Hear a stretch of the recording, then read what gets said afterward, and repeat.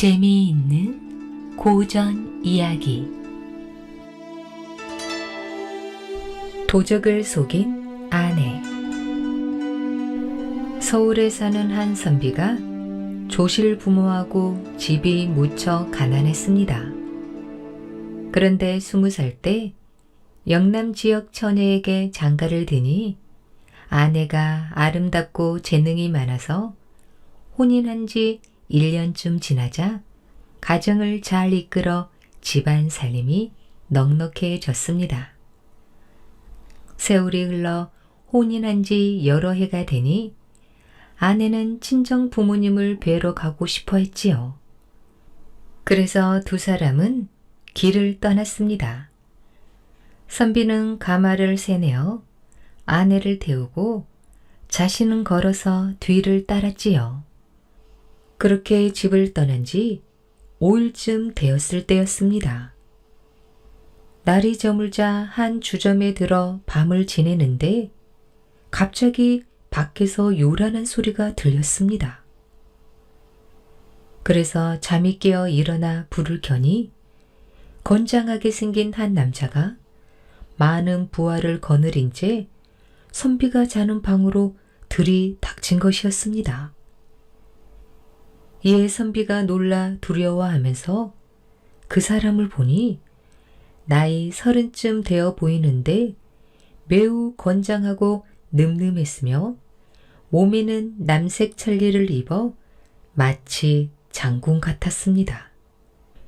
이 사람은 곧 선비를 향해 절을 하고 인사를 올리기에 선비도 절을 하고는 물었지요.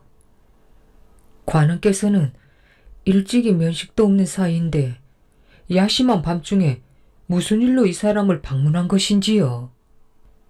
예, 나는 산속의 은거에 사는 사람으로 1000만이 넘는 부하를 거느리고 있습니다.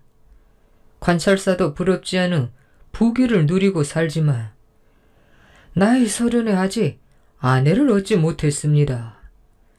시골 여인들은 모두 내 배필로 합당하지 않아 여기저기 물색하던 중 선비가 가속을 거느리고 시골로 행차한다는 말을 들었는데 부인 또한 매우 아름답고 현숙하다는 이야기를 들어 중도에서 기다리고 있었습니다. 무례한 요구 같지만 선비는 서울에서 다시 장가드는 일도 어렵지 않을 터인즉 부인을 내가 데려가고자 하여 이렇게 온 것입니다. 5,000냥의 돈을 드리겠으니 부인을 내주는 것이 어떨는지요? 이 말에 선비는 새파랗게 질려 몸을 떨면서 대답했습니다. 세상에, 이런 억지로 남의 아내를 빼앗는 일이 어디 있단 말입니까? 게다가 돈을 받고 아내를 팔다니요. 국법이 있거늘 어떻게 이런 짓을 한답니까? 그거 참, 선비는 생각이 많이 모자라십니다. 내 비록 무례한 행동이지만 이렇게 결심하고 왔는데 그런 말로 물러갈 줄 아는지요? 선비는 이 거금으로 얼마든지 다시 현숙한 교수에게 장가들어 행복하게 살 수 있을 것입니다. 지금 선비가 허락하지 않는다 해도 내 수많은 무리를 거느리고 왔으니 억지로 빼앗아갈 수도 있습니다. 그렇게 되면 돈 5,000냥도 잃고 낭패를 당해 생명에도 지장이 올 수 있다는 사실을 왜 모르는지요? 도적 두목의 말에 선비는 말문이 막혀 눈물만 흘리니 이때 벽 너머 옆방에 있던 부인이 사람을 시켜 선비를 부르는 것이었습니다. 그리하여 선비가 울먹이면서 아내가 있는 방으로 건너가자 도적 두목은 부부의 대화를 엿들으려고 가만히 벽에 귀를 기울였습니다. 서방님, 이 일은 큰 병고입니다. 어찌 말로 설득하여 해결될 일이옵니까? 저들은 힘으로 당할 수 없는 도적떼들입니다. 생각해보면 내 당신 집안에 들어와 춥고 배고픔을 견뎌야 했고 또 아직 자녀도 없으니 저 사람에게 몸을 허락하여 부귀를 누리고 살고 싶습니다. 그리고 서방님은 저 사람들이 주는 돈 5천냥으로 다시 장가들어 많은 전답을 사서 부자로 살 수가 있습니다. 이렇게 되면 서로가 잘 되는 일이 오니 이 몸을 두고 공연한 희생은 하지 않는 편이 나을 듯 싶습니다. 부인은 옆방에 들리라고 일부러 큰 소리로 말했습니다. 그래서 도적 두목의 마음을 안심시키려 하는데 선비는 오열을 하며 뭐라고? 당신이 도적에게 가서 행복하게 살겠다고? 내 이 자리에서 죽어도 당신과 생이별은 할 수가 없소. 선비는 아내의 손을 잡고 흐느끼며 통곡하는 것이었습니다. 그러자 아내는 다시 뿌리치고 웃으면서 냉정하게 꾸짖었지요. 뭐라고요? 사내 대장부가 왜 이렇게 못났어요? 나 역시 즐거운 건 아니지만 일이 이렇게 되었으니 속히 보내준다고 허락하세요. 이에 선비는 비분을 금할 수 없었으나 어떻게 할 방도가 없어 아내를 주겠노라고 허락했습니다. 이 말을 들은 도적두목은 좋아하면서 선비를 위로하는 것이었습니다. 네, 잠시 대화를 엿들어 보니 부인은 정말 현숙합니다. 일시적인 감정으로 큰 재앙을 자초하지 않는 것이 좋지요. 부인의 현명한 판단을 따르는 것은 정말 잘한 처사입니다. 선비는 애간장이 녹아내린 듯하여 풀썩 주저하는 채 아무 말도 하지 못했습니다. 이윽고 선비 아내의 목소리가 들렸지요. 얘들아, 내 지금 수습하여 장군을 따라 나설 것이니 서둘러 가마를 준비하고 밖에서 기다리도록 하라. 이렇게 하여 선비 아내는 몸단장을 하고 하인들이 분주하게 움직여 출발 준비를 하고 있으니 도적두목은 기뻐하면서 5천냥을 들여 놓는 것이었습니다. 그리고 부하들에게 속히 떠날 준비를 하라고 호령을 하니 선비는 넋나간 사람처럼 앉아 있었지요. 얼마 후 선비 아내는 얼굴은 덮어가리고 나와서 가마에 올랐습니다. 두목은 기뻐 어쩔 줄 모르면서 선비에게 작별 인사를 하고 무리를 호령하며 가마를 따라 쏜살같이 떠나갔지요. 이때 선비는 통곡을 하면서 다시 방으로 들어가다가 까무러치게 놀랐습니다. 방 안에는 아내가 단정히 앉아 생글생글 웃고 있었기 때문입니다. 선비는 죽었단 사람을 다시 만난 듯 손을 잡으며 물었지요. 여보, 이게 어찌된 일이오? 정말 당신이 맞소? 예, 서방님은 여기 앉아 내 말을 들으소서. 저 무도한 두목이 무리를 거느리고 깊은 밤중에 나타났는데 억지로 빼앗아 가려는 것을 서방님과 내 힘으로 어찌 당할 수 있겠어요. 그래도 5천냥을 준다는 건 도적으로서 서방님을 대접하여 선심을 쓴 것이랍니다. 그 상황에서 만약 허락하지 않으면 강제로 빼앗아 갔을 것이고 서방님의 몸 또한 온전하지 못했을 것입니다. 그래서 서방님을 불러놓고 따라가겠다며 일부러 저들이 듣도록 큰 소리로 말해 안심을 시킨 것이지요. 그리고는 예쁘장하고 나이도 나와 비슷한 몸종을 타일러서 잘 치장을 시켜 대신 태워 보낸 것입니다. 두목은 저 여종을 나로 알고 기뻐할 것이고 여종 또한 남의 종 노릇만 하다가 부귀를 누리며 호강할 수 있으니 좋고 서방님 역시 나를 잃지 않았으니 다행이며 돈을 받아 집안이 넉넉해질 것이니 더욱 좋은 일이 아니겠습니까? 여보, 당신의 지혜는 내 만분의 일도 못 다르겠소. 마치 꿈을 깬 듯하오. 서방님, 위급한 상황에서 작은 계책 하나 써본 것이니 너무 칭찬하지 마십시오. 이만한 꾀도 없어서야 되겠습니까? 이후 선비는 돈을 싣고 시골로 내려가 전답을 사서 마침내 부자 소리를 들었고 부부 함께 백수해로 하며 행복하게 잘 살았다고 합니다. 사흘째 되는 날 만난 여인.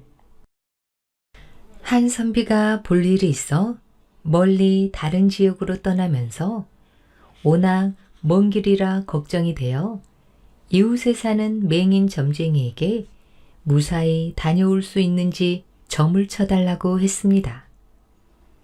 그랬더니 맹인은 궤를 뽑아 점을 쳐보고는 머리를 흔들면서 매우 불길합니다. 출발 후 사흘째 되는 날 정오 사이에 반드시 횡사할 애군이 있으니 떠나지 않는 것이 좋을 듯합니다. 라고 일러주며 떠나지 말라는 것이었습니다. 그러나 선비는 반드시 가야 할 일이기에 다시 물었지요. 만약에 횡사할 애군이 끼었다면 어찌 떠나겠는가? 하지만 꼭 가야 할 일이니 애군을 피할 방도가 있으면 가르쳐 주길 바라네. 그러자 맹인은 반나절이나 생각하다가 다시 점을 쳐서 참, 꼭 한 가지 애군을 면할 방도가 있긴 한데 그러나 매우 어려운 일입니다. 그것이 가능하다면 떠나도 무방하겠소이다. 하고 어려운 듯이 말하는 것이었습니다. 이에 선비는 어찌 불가능한 일이 있겠느냐면서 방도를 말해보라고 재촉했지요. 그랬더니 맹인은 무겁게 입을 열었습니다. 떠난 지 사흘째 되는 날 새벽에 출발하여 가장 먼저 만나는 여인과 정을 통할 수만 있다면 무사할 것입니다. 선비는 이 말을 명심하고 길을 떠났지요. 그리하여 주점에서 자고 드디어 사흘째 되는 날이 밝았습니다. 새벽에 주점을 떠난 선비는 3, 40리쯤 갔을 때 과연 한 여인을 만났는데 우물가에서 빨래를 하고 있어 한눈에 시골 서민의 부인으로 보였지요. 이에 선비는 말에서 내려 길가에 앉아 쉬면서 동정을 살피니 여인은 얼마 후 빨래를 마치고 일어나 집으로 돌아가므로 선비는 따라온 종에게 일렀습니다. 너는 곧장 말을 몰고 먼저 떠난 처음 만나는 주막에 집을 풀고 말을 보살피면서 기다리고 있도록 하라. 내 약간의 볼일을 처리한 다음 오늘 밤중이나 내일 아침에 그 주막으로 가겠노라. 이리하여 말을 끌고 종이 떠난 후 선비는 여인의 뒤를 멀찍이 떨어져 가만히 따라갔습니다. 한참을 가자 여인은 어느 작은 초가집으로 들어가는 것이었습니다. 그래서 선비도 걸음을 재촉하여 그 집 살인문을 밀치고 들어서니 집에는 인기척이 없고 매우 쓸쓸하게 느껴졌지요. 이에 여인이 놀라며 당황해하다가 선비를 보고 물었습니다. 어떤 양반 선비가 여인네 뒤를 밟아오셨는지요? 선비는 집에 아무도 없는 것 같아서 마침 잘 되었다 생각하고는 여인 앞에 꿇어앉아 말했습니다. 네, 매우 긴박한 사정이 있어 무리한 줄 알면서도 따라온 곳입니다. 꼭 한 가지 애걸할 일이 있으니 들어줄 수 있을런지요? 긴박한 사정이란 무슨 일인지 말씀해 보시지요. 예, 내 지금 천리 먼 길을 가고 있습니다. 집을 떠나면서 점쟁이에게 점을 치니 오늘 횡사할 애군이 있는데 아침에 길을 나서서 처음 만나는 여인과 한번 정을 통하면 그 예군을 면할 수 있다고 했습니다. 그런데 부인이 바로 오늘 처음 만난 여인이기에 이렇게 따라온 것이랍니다. 잠시 나의 뜻을 받아줄 수 있으면 내 생명을 구하게 될 것이며 또한 내 마음속에는 커다란 의미를 갖게 되고 부인은 큰 은덕을 베푸는 결과가 될 것입니다. 어떻게 내 애원을 좀 받아줄 수 있겠는지요? 그러자 여인은 먼 하늘을 바라보며 한참 생각하다가 입을 열었습니다. 그러자 여인은 먼 하늘을 바라보며 한참 생각하다가 입을 열었습니다. 제가 비록 시골 여자지만 일찍이 다른 남자를 접하는 더러운 행동은 한 적이 없었습니다. 그러나 지금 선비님 말씀을 듣고 보니 여색을 탐하는 행동이 아닌 듯하고 마침 남편이 멀리 나가고 없으니 사람의 생명을 구제하도록 하겠습니다. 하지만 대낮에 몸을 허락한다는 것은 부끄러운 일이니 밤에 다시 찾아오시지요. 선비는 기뻐하며 여인에게 인사하고 나가서 밤이 되기를 기다린 뒤에 다시 찾아갔습니다. 이에 여인은 마음의 준비가 된 듯 선비의 행동에 따라 순순히 응하면서 동침을 허락하는 것이었습니다. 선비는 순진한 시골 여인에게 야릇한 매력을 느끼면서 매우 감동 깊은 환희를 맛보았지요. 그리고 여인의 맨몸을 껴안고 잠을 잔 다음 새벽에 집을 나서면서 돈 10냥을 쥐어 주었습니다. 그랬더니 여인은 저는 오직 사람 생명을 구하겠다는 순수한 뜻에서 한 일인데 어찌 재물을 받겠습니까? 여기를 떠나신 후에는 2번 다시 이곳을 찾지 말아 주십시오. 그것이 저의 부탁입니다. 하면서 돈을 받지 않았습니다. 선비는 기특하게 여기고 인사를 한 다음 여인의 집을 나서서 가까운 주점으로 가니 먼저 떠난 종이 살인문 앞에 나와서서 기다리고 있다가 울먹이며 아뢰는 곳이었습니다. 서방님, 어제 말을 몰고 10여 리로 오니 돌다리가 있었습니다. 그곳에 올라서는 순간 다리가 무너지면서 말이 물속으로 떨어져 바위 틈에 낀 채 허리가 부러져 죽었습니다요. 소인이 어떻게 할 엄두가 나지 않아 생각하다가 인근 마을에 가서 사람들에게 이야기하고는 죽은 말을 팔고 혼자 주점으로 급히 돌아왔습니다. 이런 낭패가 어디 있는지요. 이 말을 들은 선비는 크게 놀라 다른 말을 새내어 타고는 길을 떠난 뒤 무사히 돌아왔지요.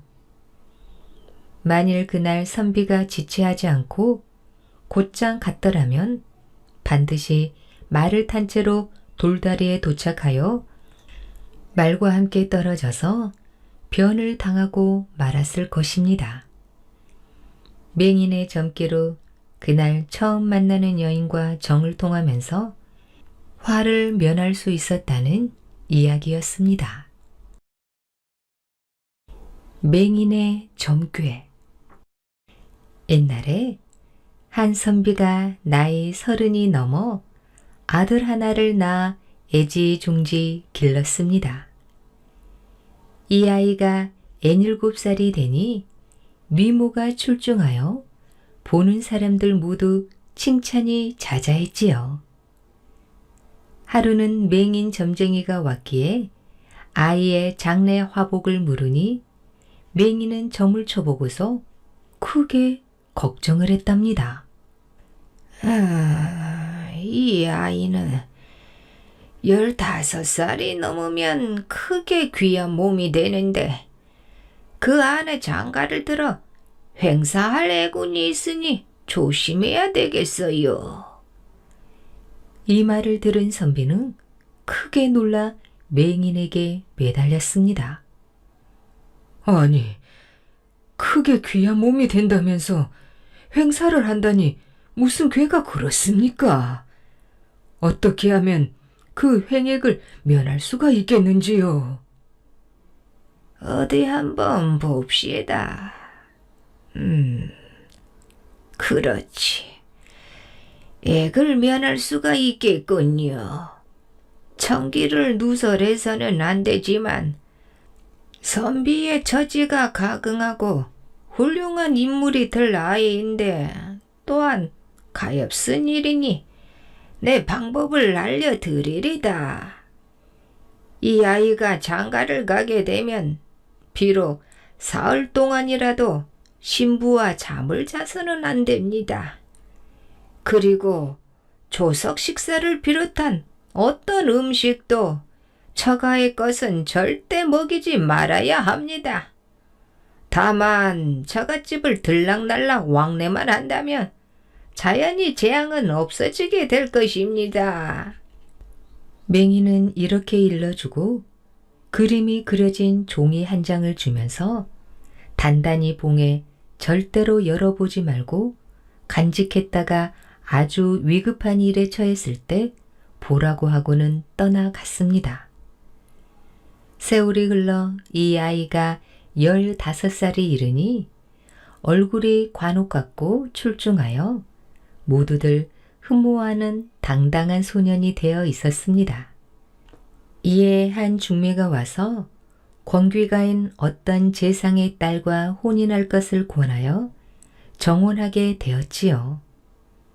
혼인하는 날 신랑이 대례를 치른 후 신부 집에 차려주는 오찬이며 석반에 손도 대지 않고 한 잔의 물도 마시지 않으니 모두들 이상하게 여겼습니다.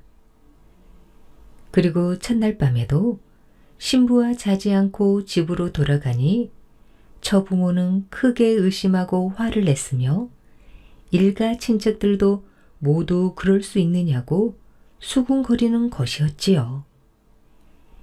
이렇게 신부가 있는 처가를 들락거리며 세월을 보낸 지도 벌써 열흘이 지났습니다. 그런데 이 무렵 어느 날 밤 신부가 칼에 맞아 유혈이 낭자한 채 숨져있는 불상사가 발생했지요.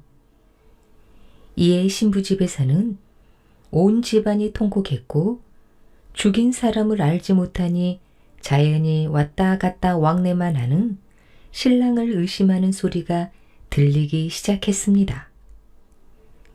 곧 신랑이 혼례 이후로 처가 음식을 먹지 않고 잠도 자지 않더니 이런 변란을 일으킨 것으로 단정짓게 된 것이지요. 그리하여 신랑을 관가에 고발하니 형조에서 이 문제를 심리하기에 이르렀습니다. 형조 판서가 신랑을 잡아들여 꾸려놓고 분초를 하기 시작했지요. 신랑은 처가에서 잠도 자지 않고 밥도 먹지 않았던 이유가 무엇이며 또한 신부가 칼에 맞아 죽은 사실이 그 행동과 관계가 없다고 볼 수 없으니 숨김없이 이실직고할지어다. 라고 추상 같은 호령으로 엄하게 추궁하는 것이었습니다.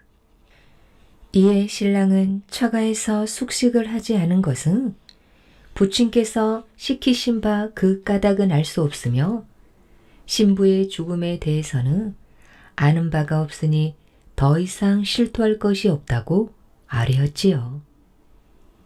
이에 형조 판사는 바른 말을 하지 않는다면서 형벌 기구를 갖추어 엄하게 형문하려고 했습니다. 그러자 신랑은 매우 당황하여 어찌할 바를 모르다가 문득 위급할 때 보라고 했던 그 장님의 그림이 생각나자 종이를 꺼내 들고 외쳤습니다. 형판 대감께서는 이 종이를 보시고 처분을 내리소서. 이에 형조 판서는 그 종이를 가져오라 해서 펼쳐보니 노란 종이에 개 3마리가 그려져 있었지요. 형판 대감이 그림을 보고 반나절이나 생각한 끝에 무릎을 탁 치면서 군졸들을 불러 이렇게 지시하는 것이었습니다. 너희들은 지금 당장 신부집으로 가서 집안 사람과 모든 아랫사람이며 종들 중에 황삼술이라는 이름을 가진 자가 있으면 찾아서 데려오너라. 명령을 받은 군졸들이 신부집으로 달려가서 집안 사람 이름을 일일이 조사하니 과연 그 집안일을 주선하는 겸인 중에 황삼술이라는 자가 있어 데리고 왔습니다. 그러자 형조 판서는 황삼술을 꿀려놓고 엄하게 문조했습니다. 듣거라. 내 죄는 내가 응당할 것이니라. 내 다 알고 있으니 일일이 자백하여 소년 양반으로 하여금 무고하게 죄액을 끼침이 없도록 할지니라. 조금이라도 숨기는 일이 있다가는 형문을 당할 것이니 그리 알아라. 이에 황삼술은 도저히 피할 수 없음을 깨닫고 스스로 이실직고 하는 것이었습니다. 황삼술 아뢰옵니다. 소인이 죽을 죄를 짓고 어찌 명철하신 형판 대감 앞에서 숨김이 있겠나이까.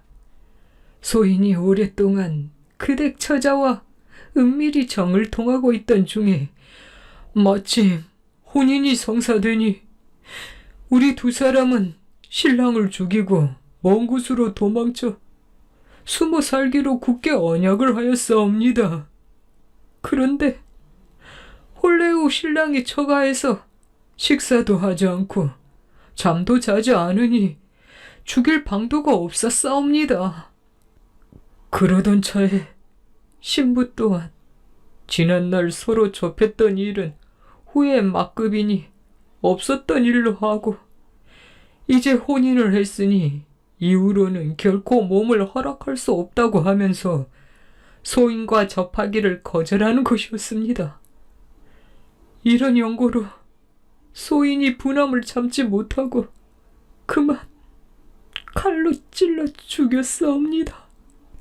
하느님이 벌을 내리시어 형판 대검 같은 명철하신 판관을 만나게 하셨으니 더 이상 아무것도 숨기는 것이 없사옵니다. 이렇게 순순히 자백하니 형조 판사는 황삼수를 매로 쳐서 죽이라 명하고 신랑은 위로하여 풀어주었습니다. 앞서 노란 종에 그린 개 3마리에 대해 형조 판사는 종이가 노란색이니 황씨이고 술은 개를 뜻하니 황삼술이란 사실을 추리에 알아냈던 것입니다. 그러니 맹인의 귀신 같은 점괘는 세상에서 보기 드문 신점이었고 형조 판사의 추리력 또한 뛰어난 것이라 할 수 있겠습니다. 계책으로 간직을 얻은 무인. 한 무인이 있었는데 신수가 호원하게 잘생기고 지능도 뛰어났으며 특히 활 쏘기에는 특출한 재능을 가지고 있었습니다. 하지만 급제한 지 10여 년이 지나도록 배후에 끌어줄 사람이 없어 관직을 얻지 못한 채 가난하게 살았지요.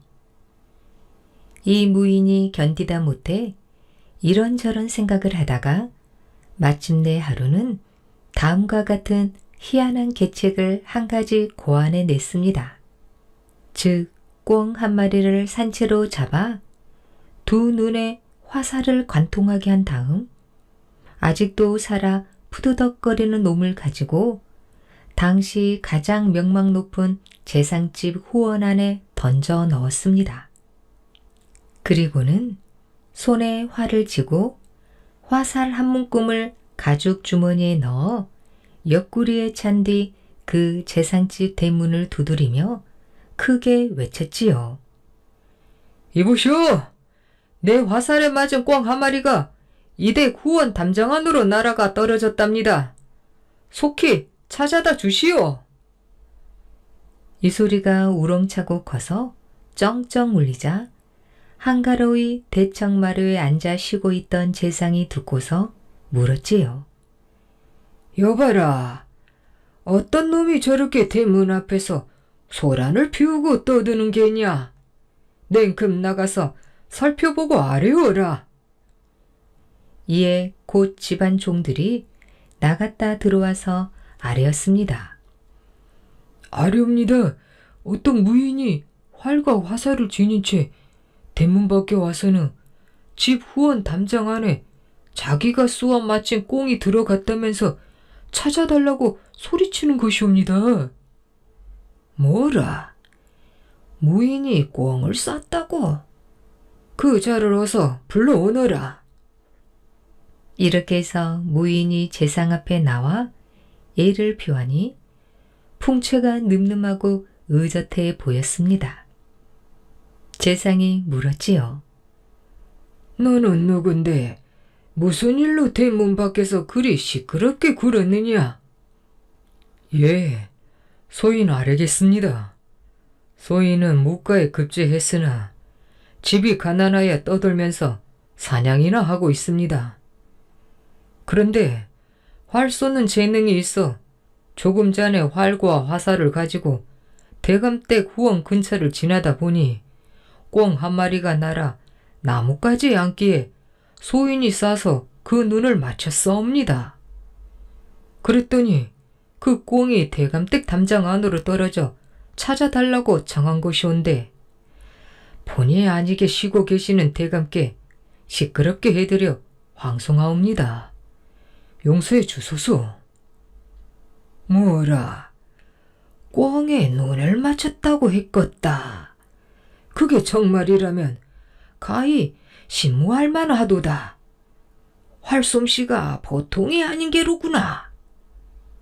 예, 소인은 어떤 표적이라도 화살을 쏘아 명중시키지 못한 적은 없사오나 꿩의 눈알을 뚫은 것은 우연이옵니다.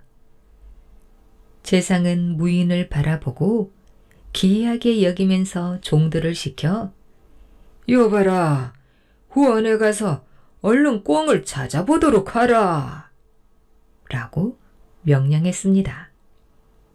이에 종들이 후원으로 달려가서 살에 맞고 떨어져 있는 꿩을 찾아 가지고 왔는데 재상이 살펴보니 과연 화살이 두 눈을 관통해 있고 몸에는 아직 온기가 있었습니다. 금방 살에 맞은 것이 확실했지요. 이에 재상은 크게 감탄하고 무수히 칭찬을 하면서 물었습니다. 그대는 어떤 가문에서 태어났으며 묵과 급제는 언제 했는지 자세히 아뢰도록 하라. 예, 아뢰겠나이다.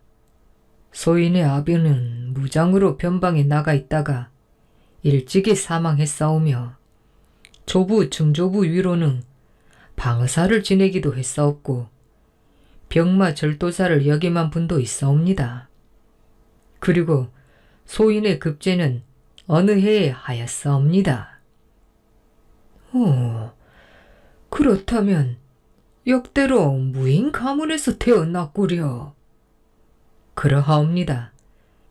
하지만 소인은 조실부모하고 현재는 특별히 가까운 친척도 없이 노무를 모시고 가난하게 지내다 보니 급제를 한 지도 벌써 10여 년이 지나옵사오나 이끌어 줄 사람이 없어 지금껏 사냥이나 하며 떠돌고 있사옵니다. 그렇구먼.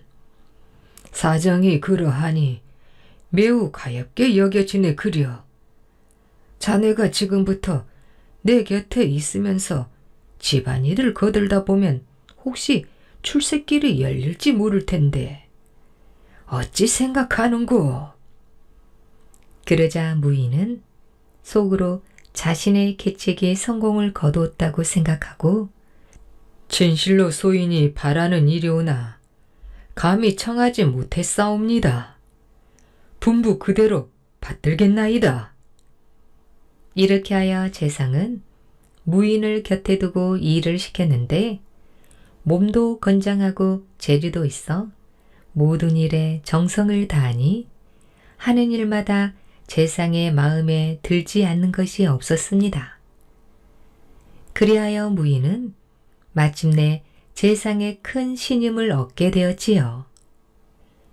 몇 달 지나는 동안 무인은 조정의 간직에 대해서도 자세히 살펴 그 자리에 나고 듬을 환히 알게 되었습니다. 그때 마침 선정관 자리 하나가 빈 것을 확인하고는 재상에게 아뢰었지요. 어르신, 소인이 듣자오니 선정관 자리 하나가 비었다고 하옵니다. 어르신께서 병조판서 대감께 서찰을 한 장 써주시면 아마도 임용이 될 것으로 생각되옵니다. 헤아려 주소서. 그래. 빈자리를 용케 알았구먼. 네, 서찰을 쓰도록 하지. 재상은 곧 병조판서 앞으로 추천하는 편지를 써서 전달하는 것이었습니다. 이에 병조판서가 회답 서찰을 보내왔는데 이번에는 꼭 친근한 사람을 임명해야 하므로 다음번에 조처해 드리도록 하겠습니다. 황송하옵니다. 라고 쓰여 있었습니다. 그러자 재상이 이 서찰을 무인에게 보여주면서 다음번을 기다리라고 위로하는 것이었습니다. 이 말을 들은 무인은 아무 말도 하지 않고 물러나와 곧바로 짐을 꾸려가지고 대문을 나서면서 문지기 하인에게 일렀습니다. 내 지금 집으로 돌아가려 하니 너는 즉시 대감께 고하여 전날 나의 꽁값을 받아다 주길 바란다. 하인이 들어가서 이대로 고하니 재상은 크게 화를 내고는 돈 한 냥을 던져주면서 소리쳤습니다. 이런 배은망덕한 놈이 다 있나? 어디서 감히 작별 인사도 없이 꽁값을 달라고 해? 이제야 그놈이 아주 버릇없는 놈이라는 사실을 알았도다. 이 돈을 속히 갖다 주고 멀리 내쫓아 버려라. 이러고도 대감은 화가 풀리지 않아 잔뜩 상을 찡그린 채 즉시 붓을 잡아 병조판서에게 편지를 쓰는 것이었습니다. 지난번 내가 부탁한 무인은 아주 버릇없는 자로 임용에 매우 부적합하다는 것을 늦게야 알았습니다. 이번뿐만 아니라 다음에도 그 자는 결코 염두에 두지 마시기 바랍니다. 이 편지를 읽은 변조판서는 문면에 노여움이 가득 배어 있으니 재상의 부탁을 들어주지 않아 화를 낸 것으로 착각하고는 매우 난처해했습니다. 그리하여 병조판서는 정말 죄송하니 다음번에 자리가 나면 반드시 그 무인을 임명해 드리겠다는 사죄 답장을 쓰려고 붓을 잡는데 마침 선정관 한 사람을 급히 차출해 보내라는 대궐의 구두 명령이 내려왔습니다. 이에 병파는 너무나 기뻐하며 재상이 추천한 인물을 즉시 지명하여 보내니 이 무인은 그날 바로 선정관에 발탁된 것입니다.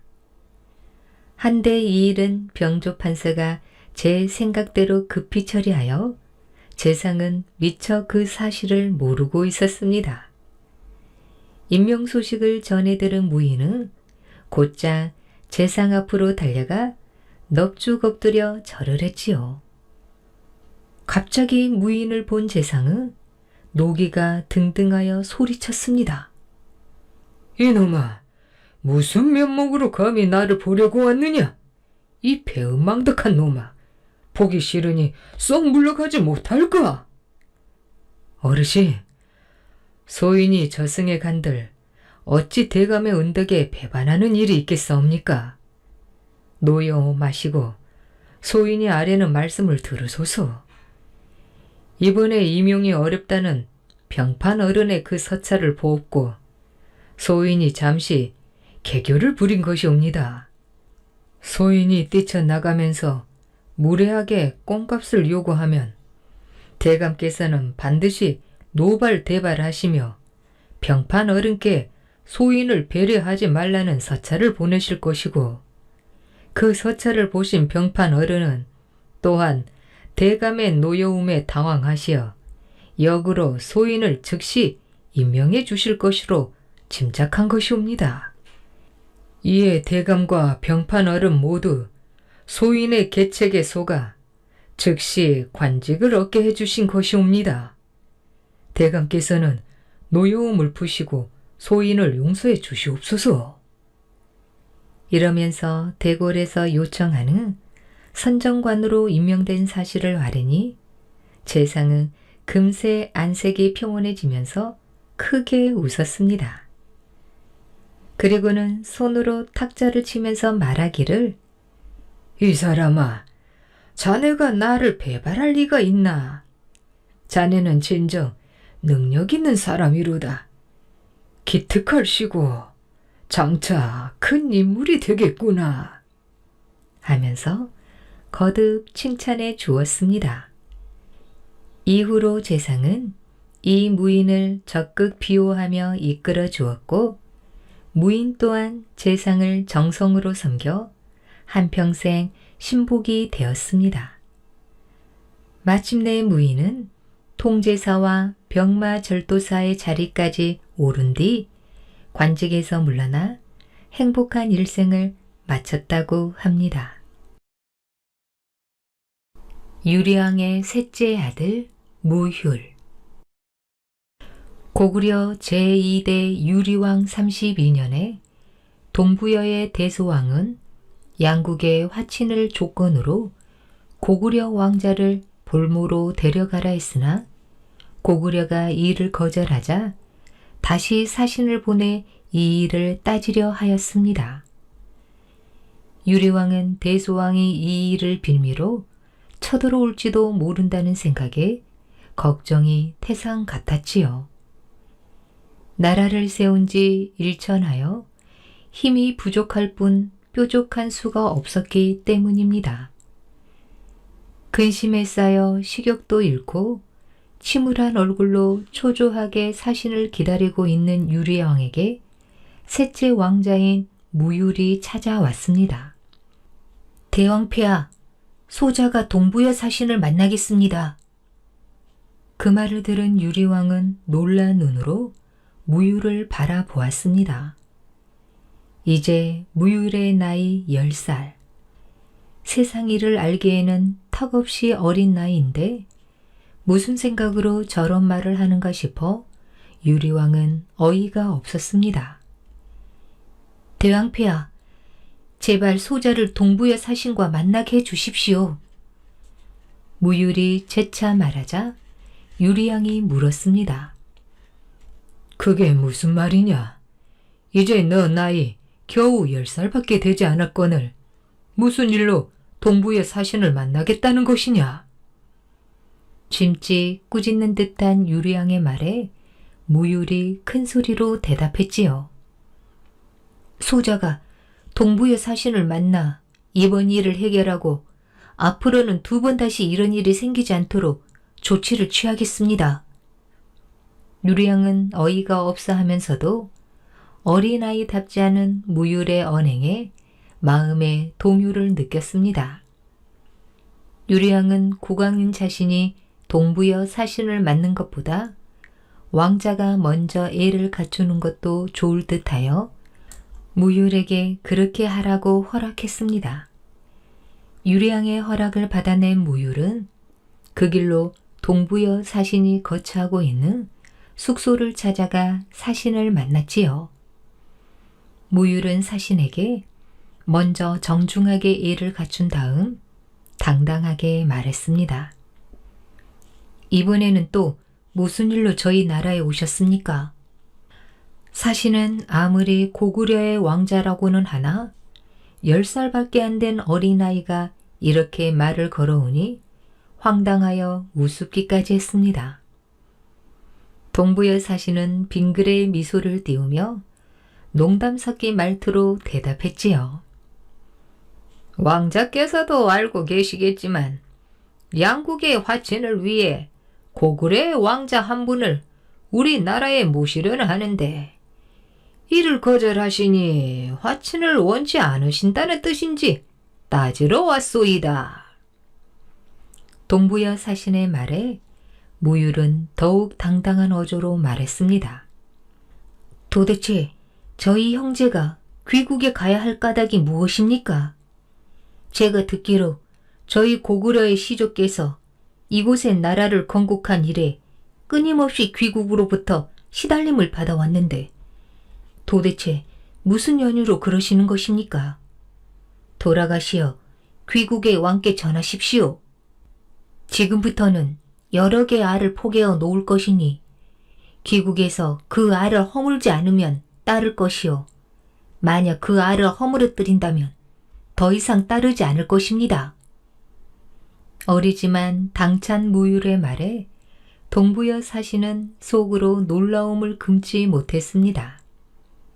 그러나 한편으로는 동부여의 사신인 자신에게 코울리게 왕자를 보내어 이런 말을 한다는 게 괘씸하기도 했지요.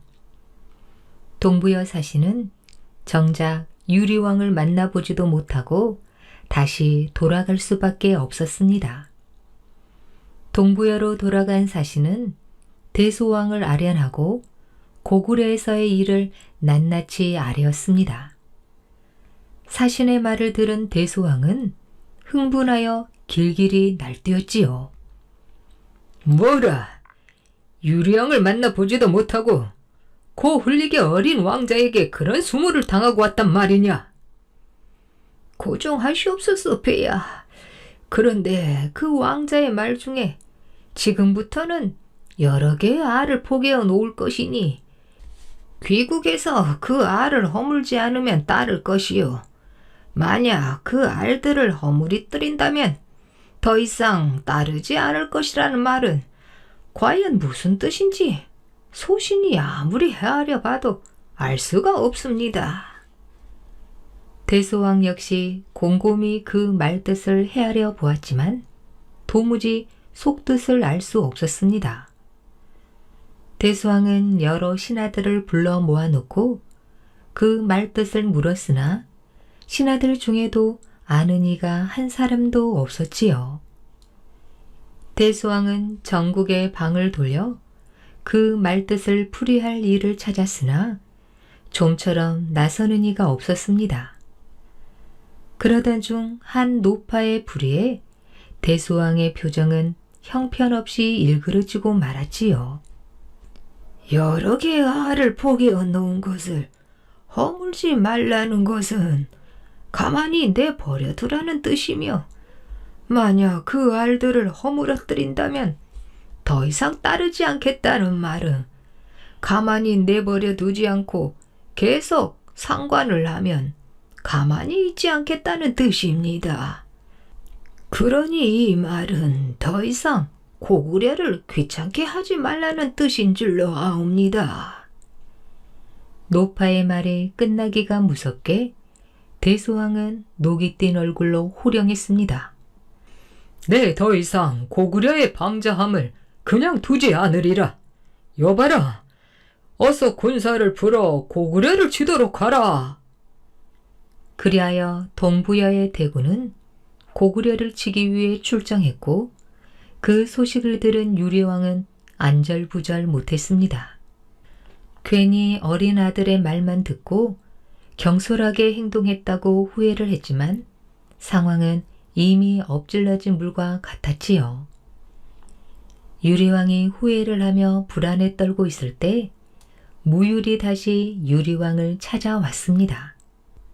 대왕폐하, 소자에게 군사 300명만 주십시오. 그러면 소자가 나서서 적군을 섬멸하고 오겠나이다. 유리양은 아무런 말도 못하고 어린 아들의 얼굴만 멍청하게 쳐다보았습니다.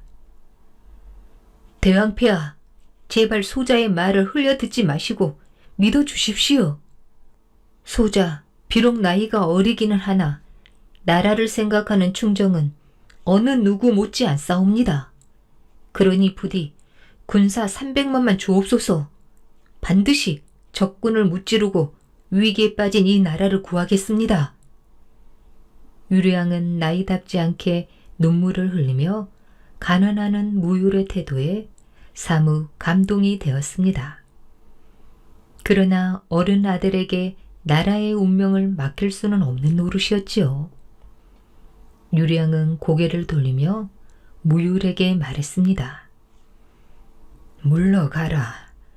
더 이상 어린 너에게 나라의 운명을 맡길 수는 없다. 물러가라. 그러나 무율은 자세를 단정히 하여 더욱 다부진 목소리로 간언했습니다. 대왕폐하, 한 번만 더 소자의 말을 믿어주십시오. 저로 인해 생긴 일이니 소자가 해결하겠사옵니다. 군사 300명만 주시면 동부여군을 꼭 물리치고 오겠습니다. 무율의 진심 어린 간청에 점차 유리양의 마음이 흔들렸습니다. 유리양은 하룻밤을 꼬박 고민하다가 마지못해 무율의 간청을 들어주었지요. 알았다. 내 너를 믿어보마. 군사 300명을 줄 테이니 가서 적군을 무찌르고 오라. 그 전에 한 가지 약속할 것이 있다. 만약 적군에게 패하면 내 목숨 또한 그곳에 묻어야 할 것이다. 알겠느냐? 예, 대왕폐하. 꼭 승전고를 울리도록 하겠습니다. 서리빨 같은 유리양의 말에 무율은 큰절을 올리고 내전을 나왔습니다. 왕자 무율은 군사 300명을 데리고 전장으로 향했지요. 군사들은 처음에는 어리둥절했으나 점차 무율의 당당함과 나이답지 않은 기백에 감동을 받아 일사불란하게 움직였습니다. 무율이 지휘하는 고구려군은 마침내 병정에 당도했습니다. 병정은 지리적으로 산골짜기의 입구는 좁고 안으로 들어가면 넓어지다가 다시 골짜기가 끝나는 지점은 입구와 같이 좁아져 적군을 위인하여 기습작전을 펴기에는 아주 유리한 지형이었습니다. 무율은 병정에다 군사들 중 절반을 숨겨놓고 나머지 군사들에게 명령했습니다. 잘 들어라. 지금부터 동부여군과 전투를 벌일 것이다. 그러나 한 가지, 멀리 동부여군의 진지가 보이면 징을 요란하게 울리고 큰 소리로 함성을 질러라. 그러다가 동부여군이 진격해 오면 재빨리 뒤로 물러나 보이지 않게 몸을 숨기도록 하라. 그렇게 해서 동부여군을 이곳 병정까지 유인하여 나의 다음 명령을 기다리도록 하라. 나이 어린 왕자이긴 했지만 모두들 그 지략에 감탄하여 무율의 얼굴을 다시금 우러러 보았습니다. 고구려군은 무율의 지시대로 동부영군의 진지 근처에서 징을 울리고 함성을 지르다가 동부여군이 진격할 기미를 보이면 뒤로 물러나 재빠르게 몸을 숨겼지요. 그렇게 하기를 닷새가 되는 날 드디어 고구려군은 동부여군을 작전 장소인 병정까지 유인해 올 수 있었습니다. 처음에는 고구려군의 행동이 이상하다고 여겼던 동부여군은 며칠이 지나도록 고구려군이 공격할 태세를 보이지 않고 뒤로 물러나 있기만 하자 그들이 지레 겁을 먹고 도망갔다고만 생각했지요.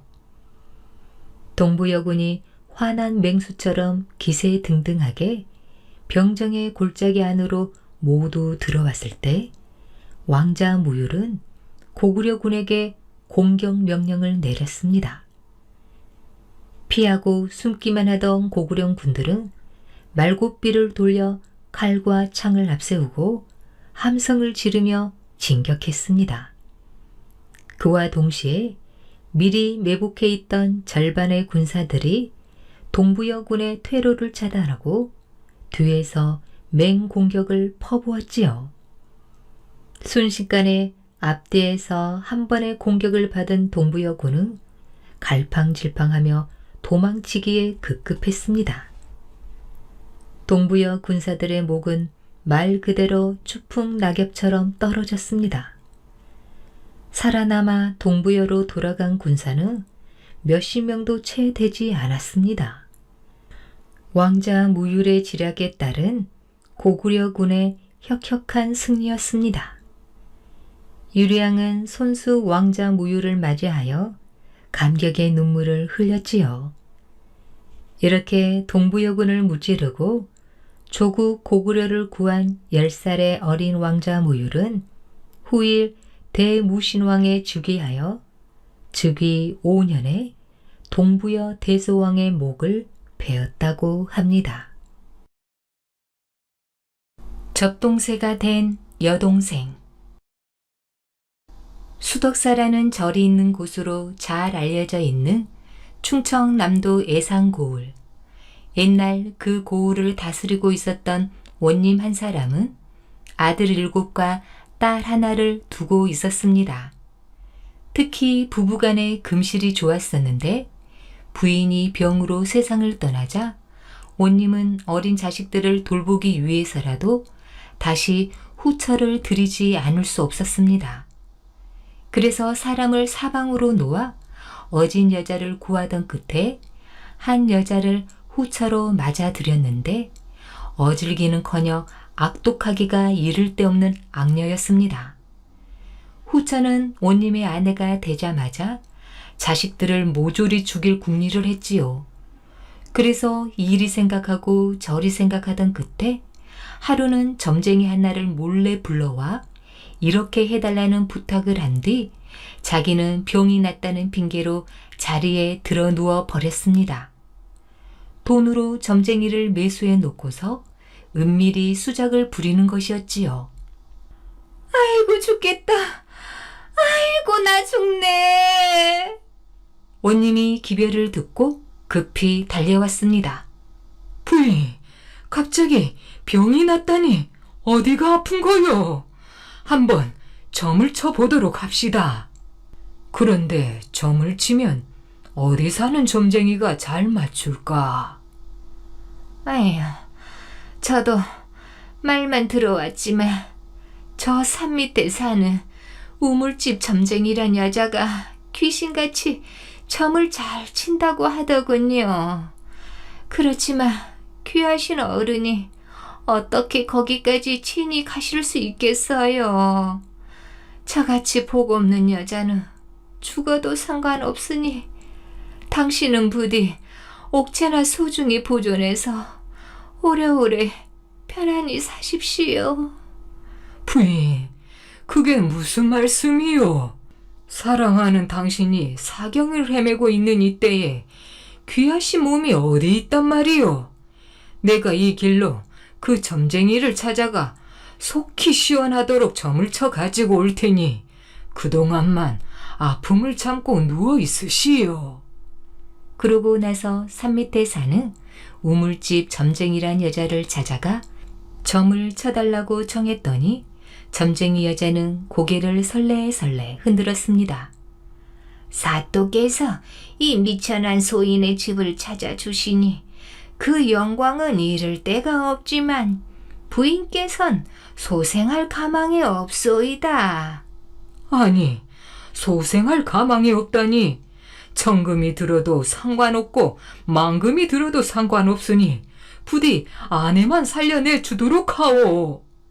살려드릴 생각이야 1000번 만번 더 있지만 마님은 7인간의 통티 때문에 그런 건데 소인의 힘으로는 어찌할 수가 없는걸요. 동티라면 귀신을 잘못 건드려서 화를 입었다. 그 말 아닌가? 설령 그렇더라도 귀신에게 비하는 일 외에 나을 수 있는 약이 있지 않겠는가? 사또께서 마님을 꼭 살리실 생각이 있으시다면 이 세상에서 단 한 가지뿐인 약이 있긴 있지요. 그 약이 아니고는 옛날에 진시황이 먹자고 했던 삼시산의 불로초가 있다 손치더라도 낫게 할 수는 없지요. 그럼 그 한 가지 약이라는 게 뭐요? 어떤 어려움이 있더라도 꼭 구해서 쓸 테니 빨리 알려주시오. 그건 사또의 7 아들의 간을 내어서 먹이는 것이요. 원님은 그 말을 듣고 눈앞이 캄캄했습니다. 아무리 부인이 사랑스럽고 소중하기로서니 자기의 핏줄을 타고 난 자식들을 차마 죽일 수가 없었습니다. 원님은 밤늦게야 돌아와서 부인과 자면서 점친 이야기를 하는데 옆방에서 자고 있던 막내 아들이 그 소리를 엿듣고서 형들을 깨워 일으켰습니다. 형님들! 우리가 이대로 있다가는 다 죽고 말겠으니 빨리 도망을 치도록 합시다. 그러나 형들은 동생의 말을 믿으려 하지 않았습니다. 내가 잠결에 잘못 들은 기지. 그럴 리가 있는 일이냐? 아무리 계모의 병을 낫게 하는데 그 약밖에 없다 치더라도 사람이 어떻게 사람의 간을 내어 먹는단 말이냐? 형님들, 내가 왜 잘못 들었다는 거요? 그래도 내 말이 못 믿었거든. 지금이라도 귀를 기울여 가만히 들어보십시오. 남은 6 형들이 숨소리를 죽이고서 아버지와 어머니가 주고받는 이야기를 들어봤더니 과연 동생의 말이 틀림없었습니다. 아버지도 그동안에 어떻게나 마음이 많이 변했던지 계모가 주장하는 말에 동의를 하고 있는 것이었습니다. 형님들, 그래도 제 말이 거짓말입니까? 여러 말 할 것도 없이 죽이기 전에 빨리 도망치도록 합시다. 그렇게 재촉하는데도 큰형은 고개를 내저었습니다. 자식된 도리에 그럴 수 없다. 우리는 모두 아버지의 자식이니 아버지가 시키는 대로 해야 할 뿐이다. 빨리 간을 먹여 병을 낫게 해달라고 보채는 부인의 청을 거절할 수 없었던 온님은 부원 관원인 어전을 불러 귀옛말을 했습니다.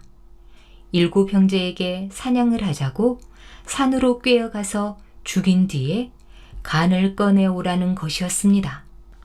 아자는 성간인 온님의 명령을 어기지 못해 7 형제를 사냥하러 가자고 속여 산으로 데리고 갔습니다. 그러나 아전도 인간인데 어떻게 눈을 말똥말똥 뜨고 있는 어린 것들을 죽일 수가 있겠습니까? 그래서 차마 어찌하지 못해 우물쭈물하고 있는데 난데없이 어떤 곰 한 마리가 나타났지요. 옳거니 마침 좋은 수가 생겼구나. 아자는 활로 쏘아 그 곰을 잡은 뒤 7 형제에게 멀리 도망을 가서 살라고 일렀습니다. 그러고는 죽은 곰의 간을 꺼내 7 토막으로 썰어 종이에 싸가지고는 동원으로 돌아왔지요. 내 시키는 대로 했느냐? 예, 이게 7 형제의 간입니다. 죽은 시체는 모두 땅속에 깊이 묻어뒀으니 아무도 모를 겁니다. 그래, 수고했다. 7 봉지의 간을 받아 부인에게 전해줬더니 부인은 좋아라며 받았다가 아무도 안 보는 새에 땅속에 파 묻어버렸습니다. 그랬다가 다음날 원님을 만나서는 전혀 딴 사람 같이 웃었습니다. 세상에는 과연 영약이라는 게 있군요. 그 약을 먹고 났더니 거짓말같이 싹 낫는 게 아니겠어요? 그렇지만 한편으로 죽은 자식들 생각을 하니 미안한 생각이 드는구려.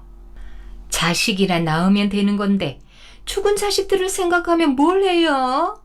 지난 일은 다 잊고 지내는 게 약이 되는 거예요. 그야 그렇겠지.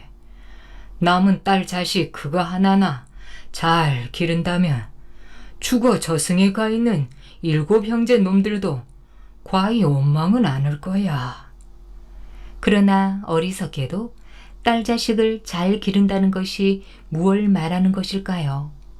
계모는 남편이 안 보는 새에 갖은 구박을 해 하루도 편할 날이 없었습니다. 계모는 종들에게도 쌀밥을 먹이면서 딸에게만 좁쌀밥을 먹였습니다. 종일 고된 일을 시키는 것도 부족해서 밤에 자는 아이를 깨워서 잔심부름을 시키기도 했습니다. 겨울에는 얇은 삼배옷을 입히고 여름에는 솜을 두둑하게 넣은 겨울옷을 입혔지요. 그러나 그러는 것만으로는 미움이 풀리지 않아서 계모는 끝내 딸아이를 죽이고 말았습니다. 너무나도 억울하게 죽은 딸아이는 그 넋이 접동새가 되어서 슬픈 목청으로 울면서 날아다녔습니다. 그동안에 서울로 올라가서 열심히 공부한 끝에 과거를 보아 벼슬을 하게 된 7 형제는 고향으로 돌아오게 되었습니다. 고향이 가까워지자 벼랑간 낯선 새 한 마리가 날아와서 큰형의 사모 위에 앉아 울었습니다. 오라버니, 오라버니. 접동새는 오라버니들의 사모 위에 번갈아 올라앉으면서 쉬지 않고 울어댔습니다. 이건 반드시 무슨 곡절이 있는 거구나. 7 형제들이 집으로 돌아오자 죽은 줄로만 알고 있었던 온님과 계모는 놀라서 어찌할 바를 몰랐습니다. 우리 여동생은 어디 가고 없어? 틀림없이 우리 여동생을 어머니가 죽이셨죠? 계모가 벌벌 떨기만 하고 입을 떼지 못하고 있자 막내 아들이 주먹으로 땅을 치면서 아버지에게 대들었습니다. 우리 7 형제를 죽이려고 꾀병으로 간을 내먹겠다고 하더니 결국 우리 여동생까지 죽이고 말았군요. 우리 7 형제가 계모를 죽이더라도 원망하지 마십시오. 그 말이 끝나자마자 큰형이 막내 동생의 팔을 잡았습니다. 그럴 수는 없다. 계모가 한 짓을 보아서는 손톱만큼도 용서할 수는 없지만 그래도 우리 아버지의 뒷바라지를 해주고 있는 사람이 아니냐. 우리가 참자. 그러고 있는 새에 계모가 없어졌으므로 집안을 뒤져봤더니 광 속에서 흰 곰 한 마리가 웅크리고 앉아 있었습니다. 광 속에 숨어있던 죄 많은 계모가 곰으로 변해버린 것이지요. 아니, 저놈의 곰은? 형님들, 우리의 원수이니 저놈의 곰을 죽여버립시다. 6 형들이 말릴 새도 없이 막내 동생이 활로 쏘아 곰을 죽였습니다. 그러자 곰의 시체 속에서 까마귀 한 마리가 나와 하늘로 날아가는 것이었습니다. 그 후로 접동새는 까마귀를 피해 낮에는 안 나오고 까마귀가 잠을 자는 밤에만 나와서 접동접동 울고 있다는 것입니다. 악독하게 죽은 계모의 넋은 까마귀가 되고 억울하게 죽은 여동생의 넋은 접동새가 되어 애처롭게 울고 있는 것이지요. 지금도 까마귀는 접동새를 쪼아 죽이려고 무섭게 뒤를 쫓고 있습니다. 접동새가 된 딸아이가 7 오라버니들이 집으로 돌아올 때 사모 위에서 억울하게 죽은 사정을 고자질했다는 오난에서랍니다. 오늘 준비한 이야기는 여기까지입니다. 더 재미있는 이야기로 다시 만나겠습니다. 꿀잠 주무세요.